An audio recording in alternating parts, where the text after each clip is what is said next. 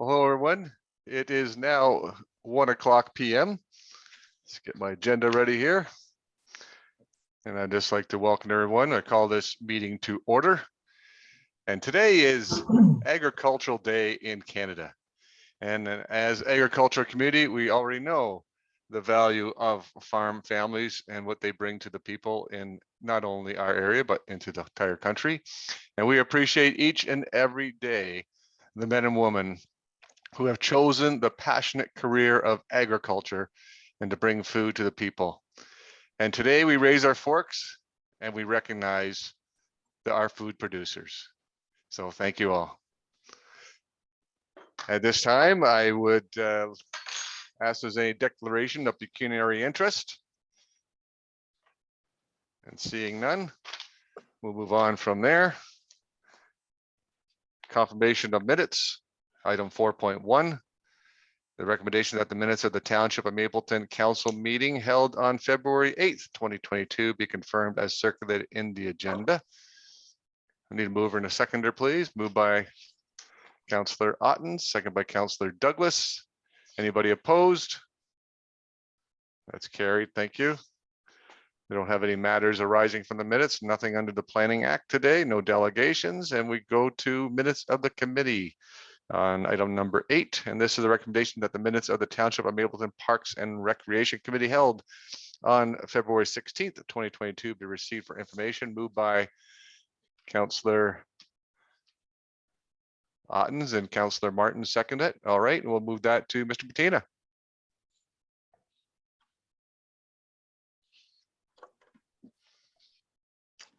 Thank you, Mr. Mayor. Through you to council, this is just the minutes of the latest Parks and Rec Committee meeting. It's pretty self-explanatory. Staff provided updates and nothing really new to report. Thank you. Marlene, do you have anything to add or any questions?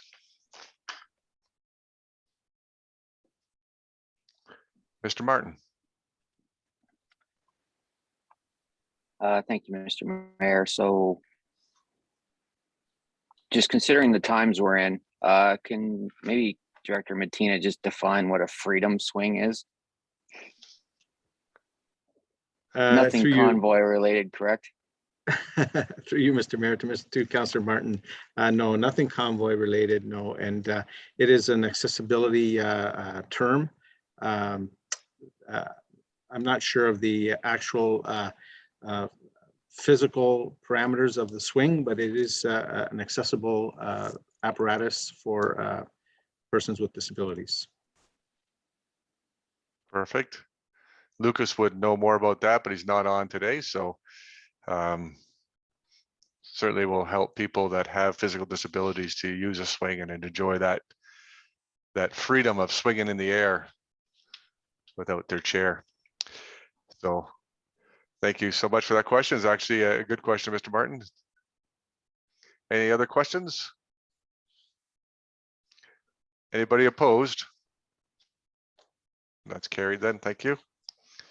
We'll move on to reports from staff. We have the very first report being athletic bursary application. The recommendation here is that the CAO's report CL 2022-03 dated February 22nd, 2022 be received and that council approve the applications as presented and that council direct staff to award the applicants with a $250 bursary. Mr. Barron. Thank you, Worship. Not much to add, just it's nice to see that there's applications coming in, and it's been a while, so it's a great news story. Thank you, Mr. Barron. I just had the one quick question, Mr. Barron, on Tyler Franklin. It does say U9 Men's Eastern Canadian Championship. What is that sport? Do we know what sport that is? Baseball, I believe. Baseball. Yeah. All right. Okay. Questions from council then? A mover, please, and a seconder. Councillor Douglas, Councillor Craven, did we lose? Did we lose Councillor Ottens?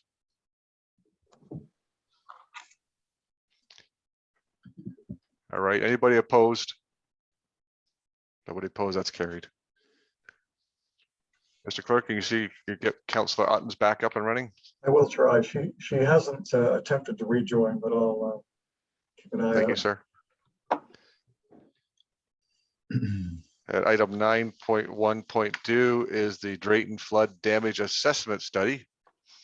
Recommendation here is that council receive report CL 2022-02 dated February 22nd, 2022 regarding the Drayton Flood Damage Assessment Study for information, and that council direct staff to work with the Grand River Conservation Authority to provide what they need to complete the survey. I need a mover, please, and a seconder, and then we'll get into the report. Councillor Martin, second by Councillor Craven. Perfect. And we'll get into this, Mr. Barron. Thank you, Worship. So there's not a whole lot that we have to do here from the Mapleton perspective. They were just looking for support. They're going to be going to sending a letter to residents affected by floods in the past. And I think the goal of the study will be to outline the cost to the residents over a period of time. And then once that's outlined and calculated, that's where we jump in and we can say, you know, over a 20-year period, it would have cost a township so many dollars to repair the damage, or we can invest that money in a dike and avoid it completely. So the first step is just putting our logo on a letter, sending it to the residents and gathering feedback.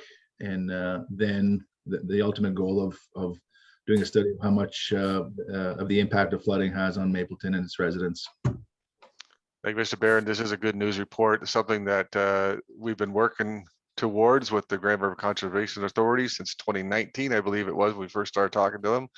Now that there's funding in place and they can get this process going, we can see what we're going to be doing with, as Mr. Barron pointed out, whether we're going to do a dike or some other methods. So welcome back, Councillor Ottens. We're just at 9.1.2, the Drayton Flood Damage Assessment Study. And Mr. Barron just finished speaking to the report. I'm just about to ask, and any questions from council on this report then?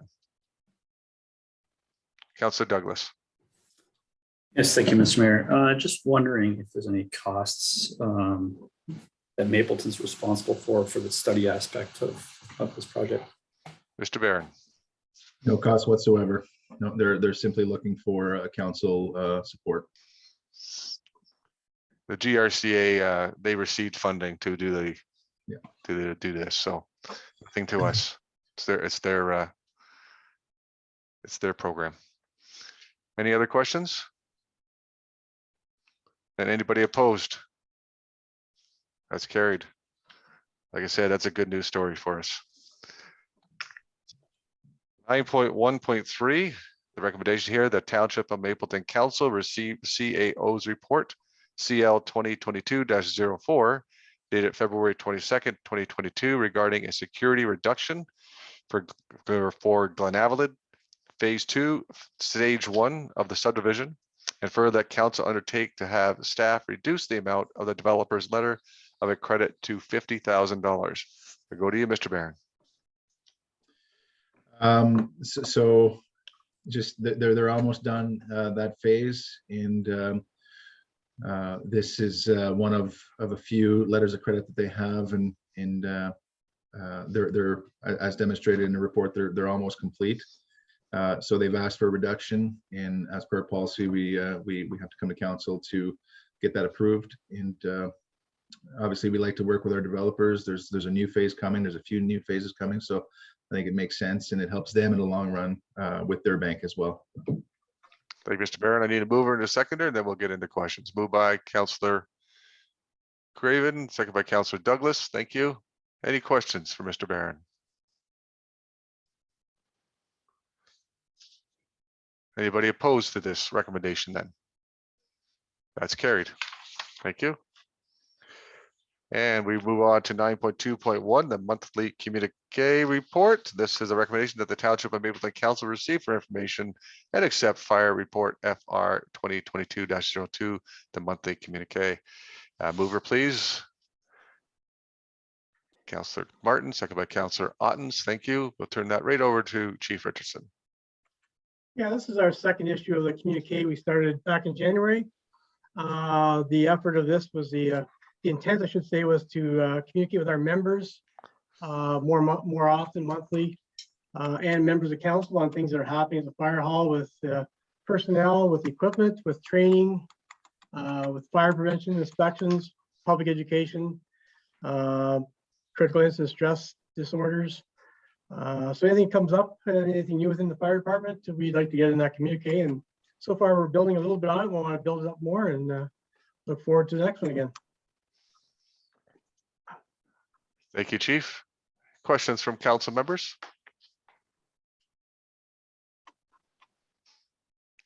I'd just like to point out in that information, we do have Tom Wood, 30 years, Moorfield Station. Excellent for Tom. And Jeff DeVries, 25 years, also at the Moorfield Station.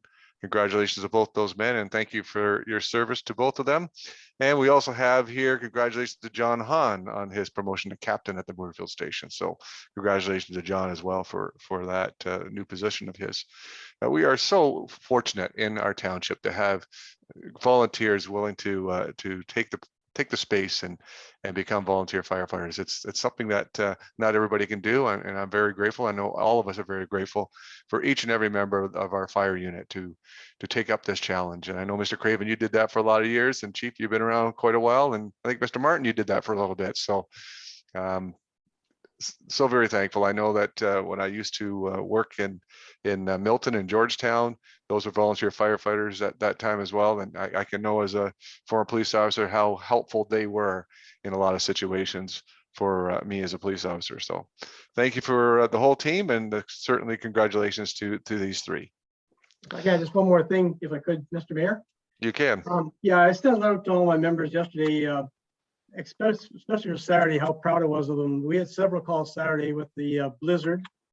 We started off with a gas leak inside of a house in Drayton, being called to 2 car accidents. We had to follow plows out. The township plow was available for us to get out, go through drifts and that, and everybody didn't blink an eye. They went out, and we had a lady in labor that we had to assist the ambulance getting to, and a little bit of everything. And so I think for the only time we've gone from a blizzard, now we're looking at a flood. So it's kind of a ironic stretch there, but I'm proud of everybody on the team for sure. And how quickly they respond. I know I was with Amy at the arena on the morning of that blizzard, and as soon as that buzzer went off on her phone, she was out the door. So I know how quickly your response is, and I do know, Chief, that buzzer kept going off in my pocket, so I know how busy you were that day. Anybody opposed? That's carried then. We'll move on to the planning department. 9.3.1, the Mapleton Growth Management Summary. And this recommendation here is that the Mapleton Growth Management Summary final report as prepared by GSP be received for information, and that the report be approved with minor modifications, and further that the final report be forwarded to the County of Wellington to inform the official plan review and MCR process. Can I have a mover, please? We'll get this on the floor. Moved by Councillor Douglas, second by Councillor Ottens. Thank you. We'll move that right into Linda Redmond. Linda. Good afternoon. Thank you, Mayor. I'm going to share my screen if that's okay. I just have some highlighted stuff I just want to talk about on this report. All right, the clerk will let you do that. Yeah, he is. Now, slideshow.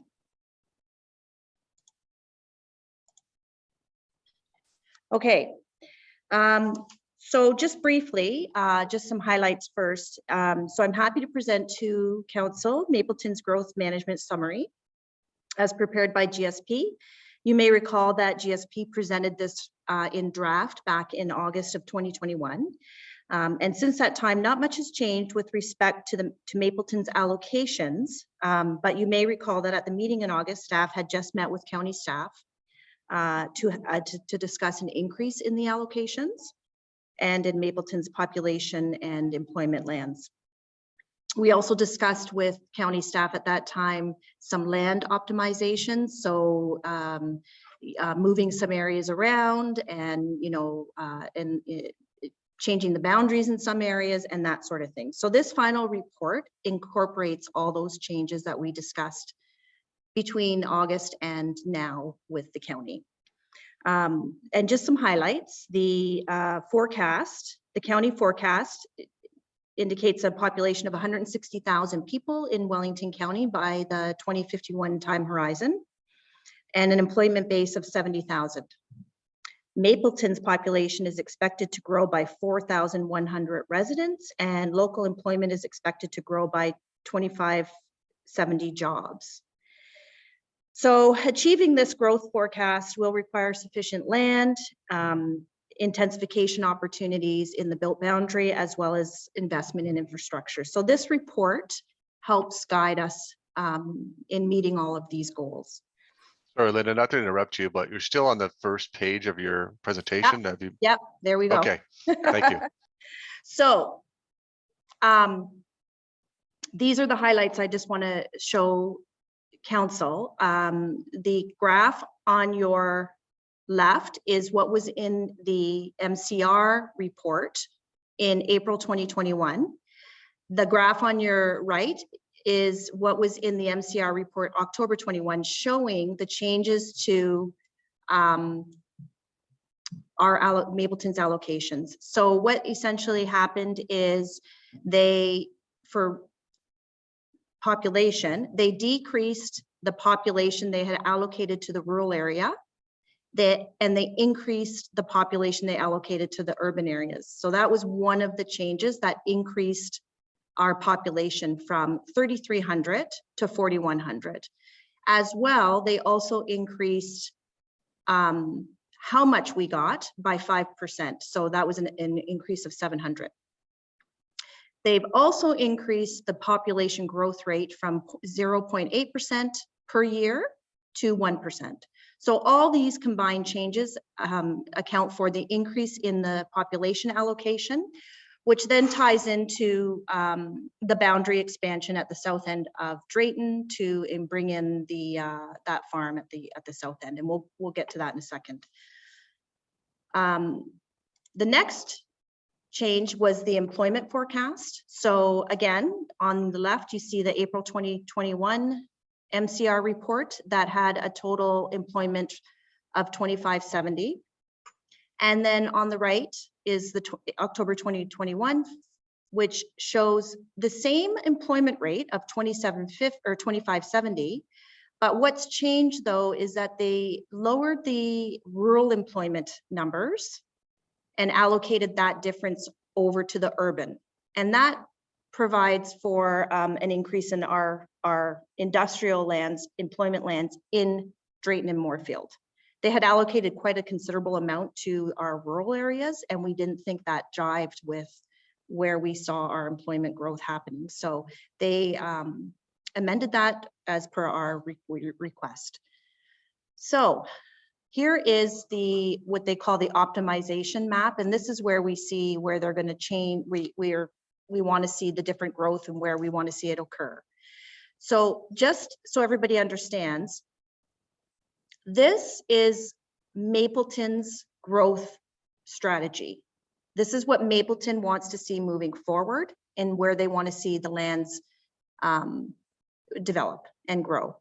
So right now, this area here is your boundary, right? This is all Mapleton's current area called Drayton, your Drayton Urban Center. So we are expanding this area under the current MCR process. We are expanding this area. This is they call it a community area, which is residential, and there will be some employment lands in there, but it mostly will be employment lands that are associated with services for your population. The employment lands in the industrial area are more manufacturing and your employment base. So these two are being currently proposed to be brought into the urban area as per the county MCR. This portion here is our stage 2. So what this is it's saying that down the road, this is where we would like to see more community area grow in Mapleton. Not right now, it doesn't have to happen. We don't need it at this point, but when the time comes, this is where we want it to be.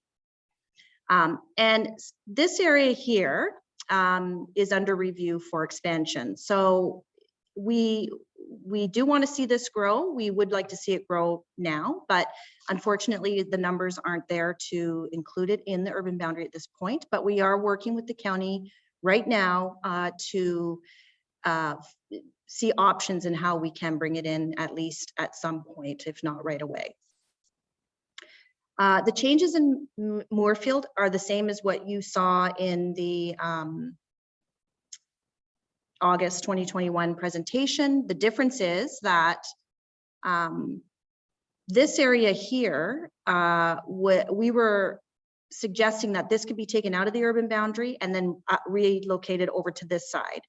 But the county is saying that we're going to leave that in and we're just going to designate it as excess lands, which is good because that means it's still in the boundary. So there is potential to develop it at some point in the future. But right now, the east side of Moorfield is more better positioned for development than the west side. So we'd like to see that go forward now. So that's staying the same as what was proposed, except that these lands are going to stay in the boundary and be excess. So that's a good thing. And then nothing's changing for Alma and Teviotdale. Those we're just making some suggestions that these two parcels that are outlined in red, those are designated, or sorry, zoned future development in the township's bylaw. And you know, one of them is landlocked. This one is I don't know if my mouse is working here, but this one here is landlocked. So we thought it would be more appropriate maybe to, you know, relocate those parcels over to just south of this subdivision that's in there now. There is a road opportunity to extend the road. So, you know, that's, again, these are Mapleton's, this is your growth strategy. So it doesn't necessarily line up with what the MCR is going to come out with at this point in time. We hope it does. This is the point of this, is it's to inform them of Mapleton's wishes for their growth. But this is the end result of the study. So just finally, just to let you know too, the MCR is like, it's a 5-year process. Sorry, it occurs every 5 to 6 years, right? So, you know, these areas that we're suggesting could be a stage 2. We can look at those again in the next MCR process. So it's always good to have this done now so that we know moving forward where we're going.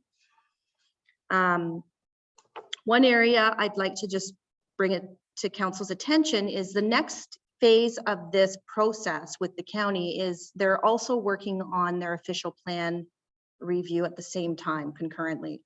So the allocations, you know, they're wrapping that up hopefully in the next few months, and then they'll be moving on to, you know, doing the boundary adjustments as well as doing their official plan review and looking at designations. So during that process, we're going to want to put some thought into these lands here in Moorfield on the east side, where we have lands that are a mix of highway, commercial, and industrial and residential. And I do believe we spoke about it in the past, how they're not really, the designations don't really line up with on the ground what we want to see. So I think they're very historical. They're from the, like, they're, I don't know, probably 30 years old. So I think, you know, that's our next project, is to look at how we want to redesignate and move these designations around to be more efficient. And then we would put that request into the county through their official plan review, and then they can implement it for us. So in conclusion, so the county's completing the MCR as well as their 5-year official plan review. Key to the review is forecasting the population, housing, and employment land needs across the entire county to 2051. So township staff, they have a technical committee that they meet with periodically throughout this whole process. Township staff are part of that technical committee, as well as staff from all 7 townships meet. So it's a very transparent process, and we are involved in it. And so the next steps now are, sorry, missed this one. This is where they are currently in the MCR process. So they're just finishing phase 2 report of the allocation. So all the allocations I just spoke to you about will be included in this phase 2 report. And then the final phase 3 report will hopefully be out later. You know, we're looking probably more at the 4th quarter. I think they're hoping to have this done, you know, by the end of the year. And then they'll move on with the OP review. And then this is just their work plan. So this just shows you sort of all the things they're working on concurrently with the MCR and where they're at with each one. You know, so there's still more work to be done once we get the allocations done. So that concludes my presentation, and I just wanted to highlight the main items, and I can answer any questions if council has any. Thank you, Linda. If I get you to stop sharing your screen, and then we'll be able to see all the council members. We have the recommendation on the floor. Any questions for Linda? Councillor Craven. It all looks good. One thing, the projection for population is pretty optimistic, I think. But if it's going to happen, we're going to have a pretty good look at Alma. And Alma is ready for growth because their proximity to Guelph and Kitchener. But we're certainly going to need a water and sewer project going on there if it's going to grow much, or if anything's going to grow at all in Alma. And knowing the length of time it takes to do it, we should maybe get started at that fairly soon. Whether the residents want it or not, we're going to have to do it. Thank you, Councillor Craven. Linda, do you have any comments to that? Definitely, that would be what would factor into the growth, is whether there's sewage capacity in Alma. Right now, they're not part of the allocation because they aren't serviced. But Linda, you as Councillor Craven pointed out, that's he's looking at this as being a lot of growth. Drayton and Moorfield at this present time would be able, and the rural areas for the smaller amount of growth, would be able to handle that growth in the next 30 years. So the population allocated it's intended for Moorfield and Drayton. So there is the land base available to, with the expansion, the boundaries expansion, it provides enough area for that growth. Thank you. Councillor Douglas. Yes, thanks, Mr. Mayor. Through you to Linda, I'm just wondering if there's another public touch point required before we approve this, or is the public's next, opportunity to review and comment through the county OP process? Linda. So the county, as part of their process, this is the county's process, the MCR and the official plan. So they do have public engagement opportunities. They just had an open house and a public meeting for one of the OP amendments, that the first one that they're moving forward, and they will continue to have those public engagements throughout. So that's the outlet for the public to participate. Thank you. Councillor Ottens. Thank you. Through you. This is to Linda too. So I guess I have two separate questions. In the map of Drayton, I have the picture here on the growth management strategy. I always wondered about the chunk of land to the, I guess it's to the east of the industrial park, kind of back in behind the co-op. It's just an empty area. Is that not something that could be used for industrial park expansion? It's the area there. It's just a big white space. Yeah, I'm just pulling up. Does everybody see is it on there? Yeah. Are you talking about this area? Yeah. So this part here is Stubbies. Yep. Right. Yep. And then in here, so That area is designated industrial. And it's privately owned. So it is included in the allocation as land available for developing, and it does count. The unfortunate thing is we don't have any control over when and if it will be developed. But it is Because industrial. Right, because it's privately owned. Yes. But how does that not then apply to these other areas, like the purple area there beside the existing industrial park and the future growth areas down at the bottom for residential? How do we go about acquiring these properties if the landowners don't want to sell? Linda? I mean, Well, it's one thing to be allocated this, but if Yeah. you can't use it, then like the part you just talked about there, right smack in the middle of town, it's part of our allocation, but it's useless to us. So Yeah. um, Well, okay, well, that's a bit of a loaded question, and I'll try and answer Yeah. what I can. And you're 100% right. Like that, there's lands everywhere. If the landowner isn't motivated to develop it, there's nothing we can do. In these cases, though, we do have motivated landowners where we are proposing to expand. So that's a good thing. But also they're strategically located where we're proposing the expansion and the allocation in the growth land optimization is they are strategically located as well for development. They're close to services. They're close to the established areas that have those designations now. There's a lot of good reasons. They check a lot of boxes as well.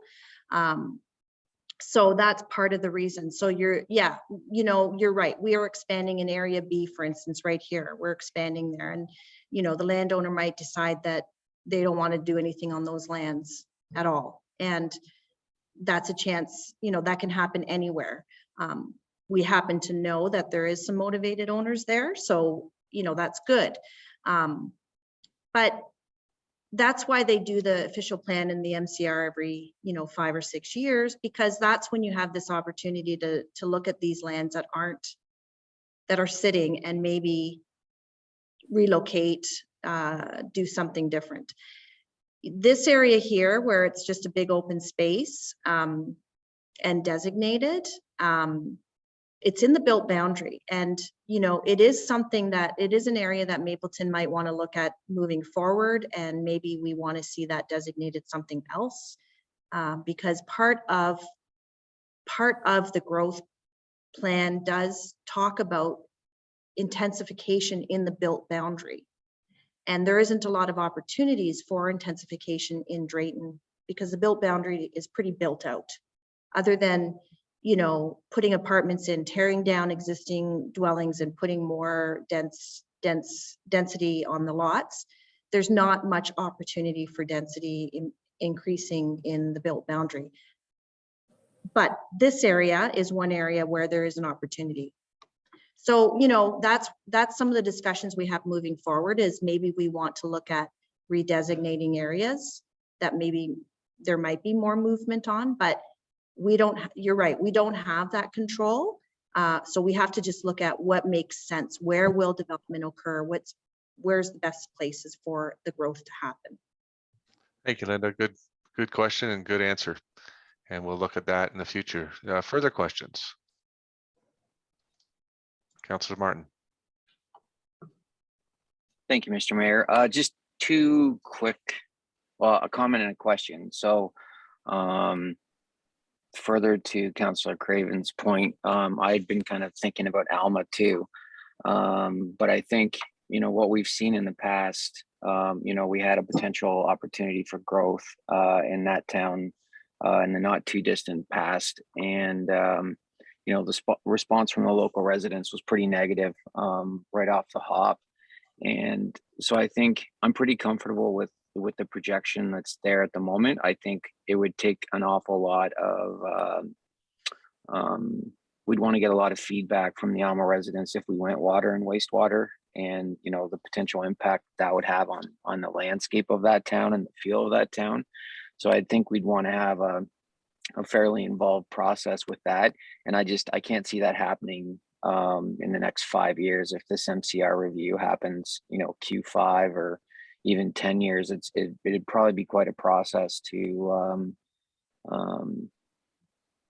get there. And I think you would want buy-in from the community to even get to that point. So, and then the question for Planner Redmond is about Moorfield. We had talked about just during our brainstorming sessions, there's a portion of land on the west boundary running off of Booth Street. There's a kind of a sliver of land that's a farmer's field at the moment that's technically within the town boundary. Was there any further discussion about just removing that and declaring it excess or whatever to potentially move that allocation elsewhere? Because I don't believe, from what I understand, that the landowner is anywhere close to being motivated at the moment for developing that sliver parcel. Linda? I'm just going to pull up so you are talking about down here, Councillor Martin? No, other side of town. This side Right. over here, yeah. Yep, go straight up there. There's that little parcel just on to the right of the black line. Hang on. Okay. Sorry, okay, so south of Booth or north Of Booth. on the That west little side? sliver there. Oh, Yeah, that here, part right yes, there. yes, Yeah. yes, yeah. Yeah, you know what? I do seem to recall we talked about that, but it wasn't going to add or take anything away. So we just sort of left it alone because it wasn't going to help. Like we didn't need to remove it to help get the other lands that we wanted to see brought into the boundary. So we just kind of thought, just leave it and maybe somebody will come in and do some kind of multi-development, unit development on it or something. All right, perfect. Thank you. Further questions from council members? Very good report, and looks like we're getting to where we want it to go from a while back. It's just a long process, both here at the township and at the county, but we're certainly at the township level we've moved up our numbers for allocation, and that has been a great work done by staff, and I appreciate all the work done by Linda and the rest of the staff to work with the county to get the allocations up. If there's no other questions, anybody opposed? That's carried then. We'll move on to item 9.41, which is a recommendation that the Township of Mapleton Council receive Public Works Report PW 2022-01 dated February 22nd, 2022 regarding the 12-month surveillance system audit for Ontario Clean Water Agency, quality and environmental management system governing drinking water treatment and distribution for Mapleton Township for information. Moved by Councillor Douglas, second by Councillor Martin, and I'll turn that over to Mr. Matina. Thank you, Mr. Mayor, to you and council. This is another good news report. Basically qualifying or actually confirming compliance by our water and wastewater system operator, Aqua, of their compliance to the MOECC regulations. And it also contains a recommendation for continued certification by Aqua by the MOECC. So it's a good news report overall for us. Thank you, Mr. Matina, and we'll turn it over to council for questions then. Any questions?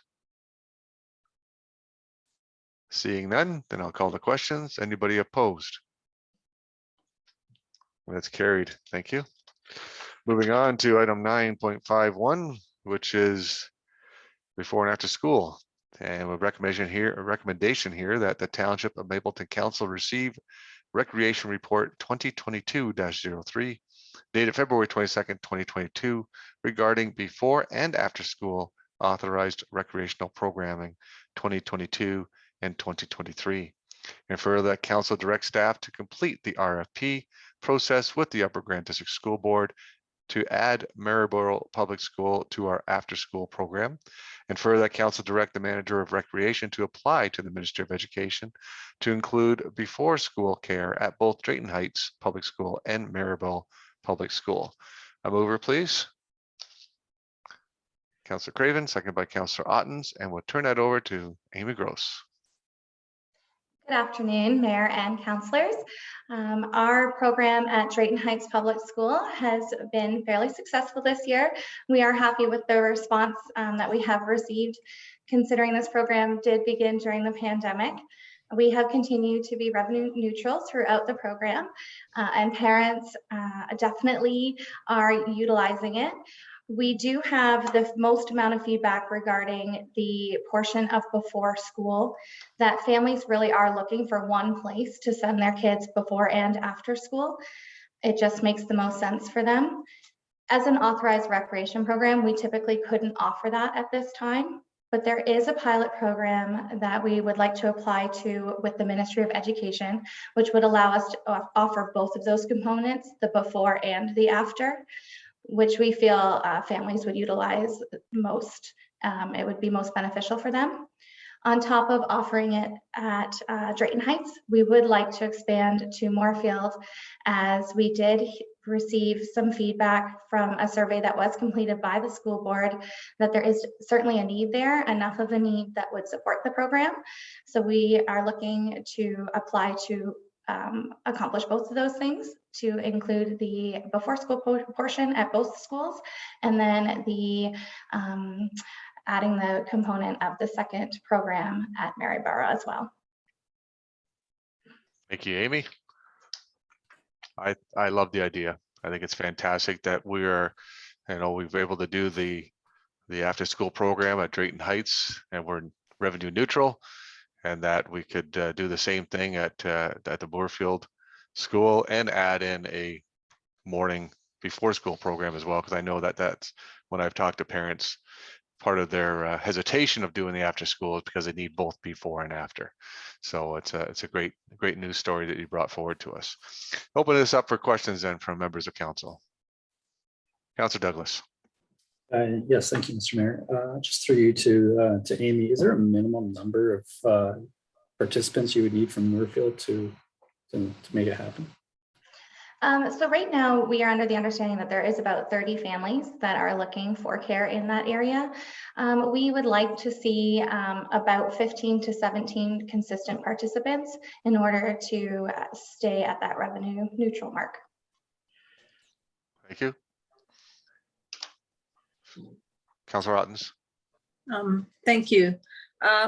Is applying to the school board and the Ministry of Ed to make these programs happen, is that kind of a formality, or is there a chance that they would say no? Amy. Through you, Mayor, to Councillor Ottens, there is a chance that they could say no. They do need to approve the programs, especially with that before school component being a pilot program right now. It is something that they could choose to say no to. Everybody is advocating for childcare in the north, as we know, so hopefully that will be on our side. But yeah, the potential is there for sure. Okay, More so, Councillor Ottens would be for the ministry. I think the school board is be quite happy if we did a program in the Moorfield School. Further questions? Councillor Douglas. It's just building on that question. Do we know the timing when we could expect to know if we're approved for that? Because I'm sure it would impact registration numbers. Through you, Mayor, to Councillor Douglas, it's pretty quick. Last year, I believe we already knew by, it was within about a month's time.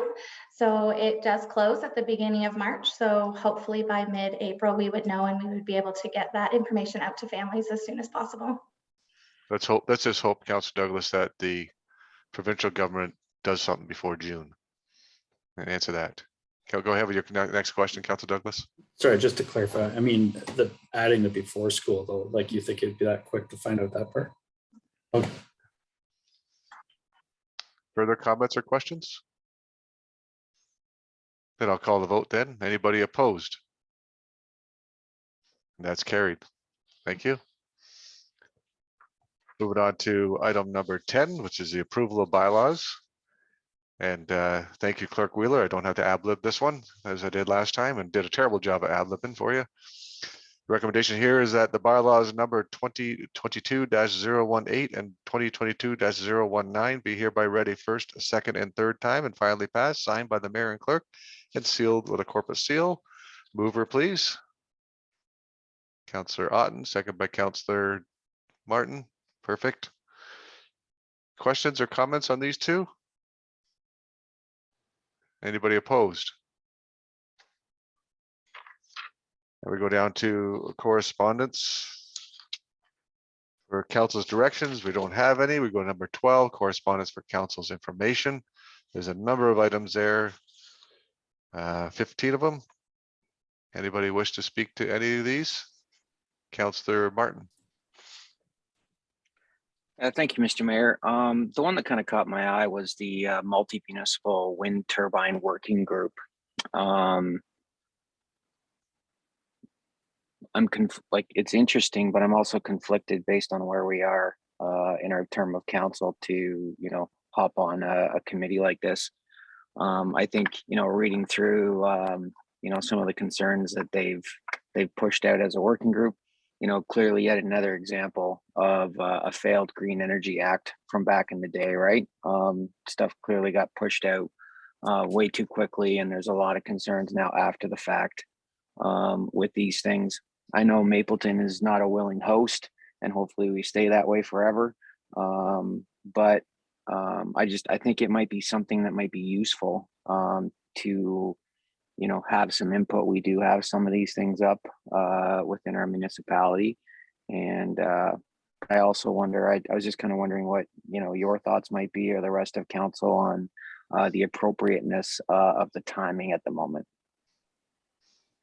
All right, we'll open that up to members of council. Anybody have thoughts on the appropriateness of the timing?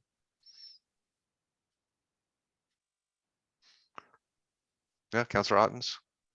Well, I didn't really look too closely at that one because it didn't catch me the way it did Councillor Martin, but I would agree with him that it does seem like an odd time to put together a working group. That might have been better a year from now when new councils are in place and you can have an established committee for a few years. So I'm not sure what to do with that thought, but Yeah, I'm just wondering what spurred this on, Councillor Martin, myself, when I first saw it, and looking at a working group now, as you pointed out, it's your last number of months in the final term, and as you said, why now, and why wasn't done 2 years ago? And just wondering what has happened in Grey Highlands that they're just trying to put this together in the last part of the term. So I don't know. In I don't know fairness, that answer.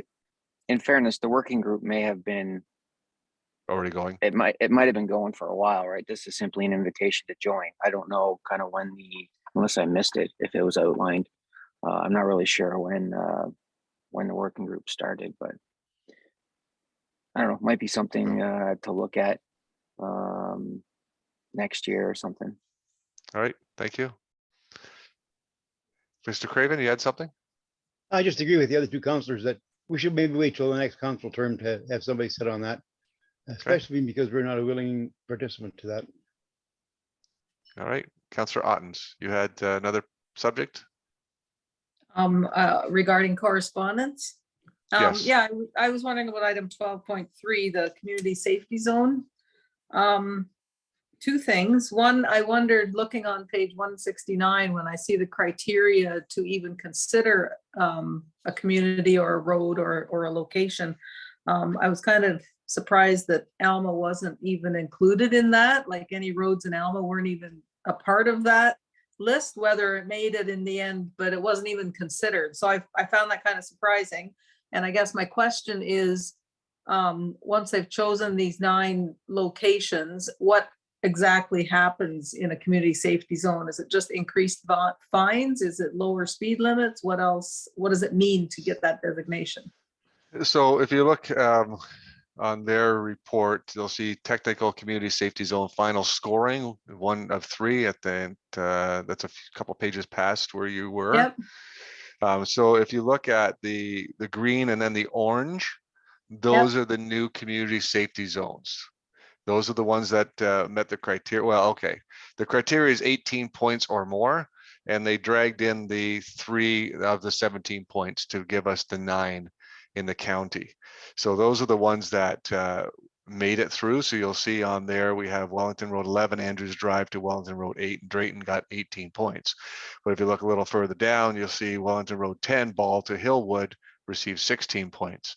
So the with the scoring, which I suggested at the council meeting last month, might be a little too stringent of scoring, that the Moorfield area have lots of vehicles, traffic, school didn't make the criteria at 16 points. But to answer your question on the Alma one, they looked at this as a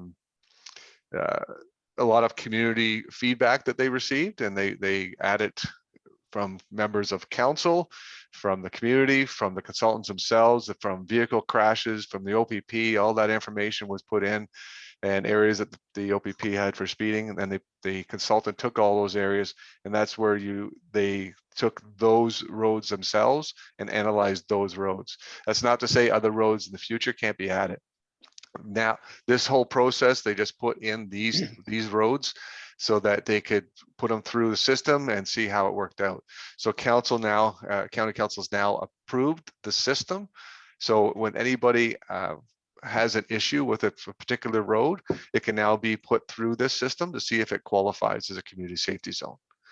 So like I said, it's a point system. And although Alma has quite a bit of traffic on 17 and on 7, and the one part on 7 where we have our mobile speed signs might be an area we'd want them to look at in the future. It's something they could do if we put that forward, and now that they're through this criteria, but it wasn't on the list beforehand, so that's why it's not there. It didn't meet the criteria to get into the first set of areas.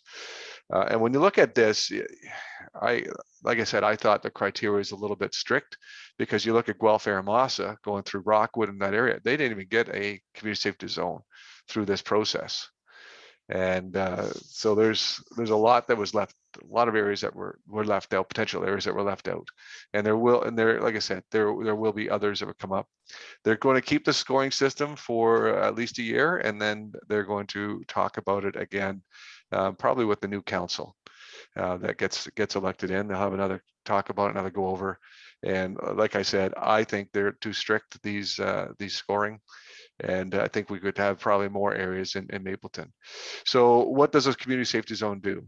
So signs will be put up, and those signs will alert drivers of motor vehicles that this is a community safety zone. So you'll see those signs, they'll be up in Drayton once they get installed.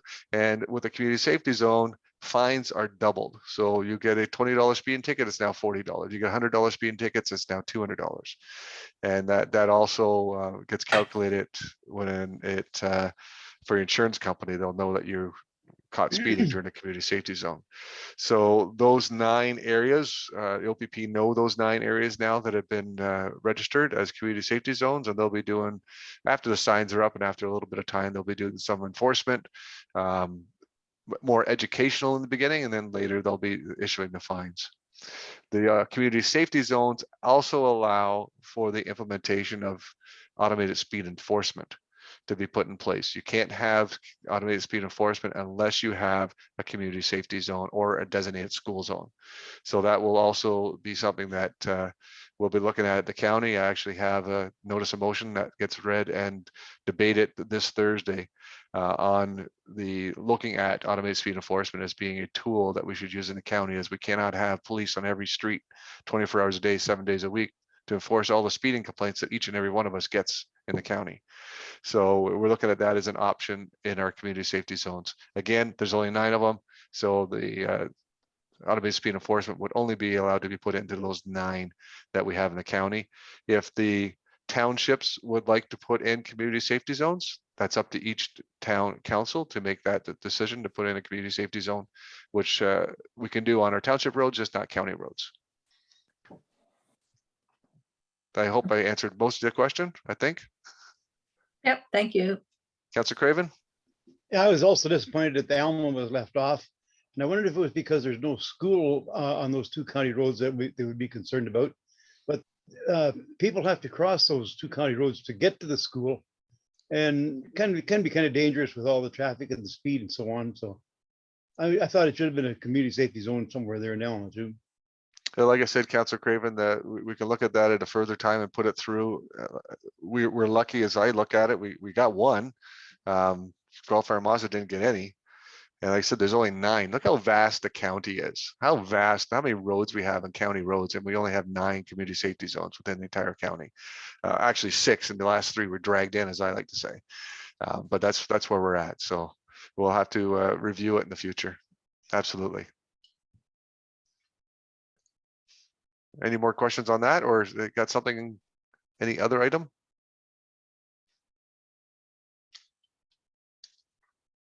All right. And any notices of motion? You got a notice provision there with the cancellation of the regular council meeting on April 12th. And do we have any other business? Item 15. Nothing for other business. Then we'll move on to item number 16, which is for a closed session.